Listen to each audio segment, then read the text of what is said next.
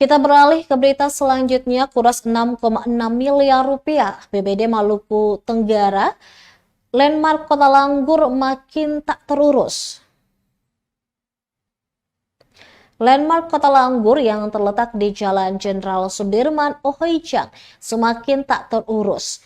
Ironisnya, pembangunan landmark Kota Langgur yang digadang-gadang menjadi ikon Kabupaten Maluku Tenggara ini menghabiskan anggaran pemerintah kabupaten yang bersumber dari APBD sebesar 6,6 miliar rupiah sesuai data LPSE.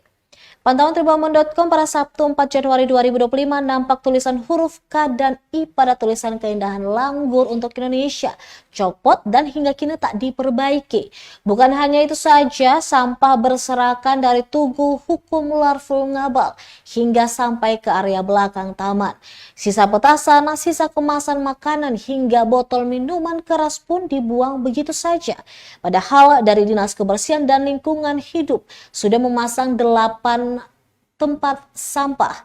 Bahkan tak terlihat petugas kebersihan yang membersihkan taman yang dibangun dadakan ini.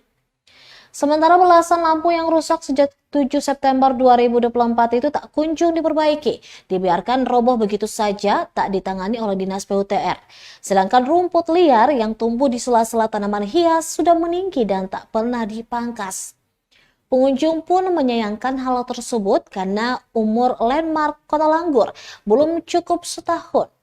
Pasca dibuka untuk umum pada 14 Februari 2024 lalu. Noni, pemudik dari Papua, mengungkapkan niatnya sih mau berfoto untuk kenang-kenangan karena sudah harus balik Papua pada tanggal 8 Januari ini. Namun ia terkejut saat melihat kondisi taman Kota Langgur ini.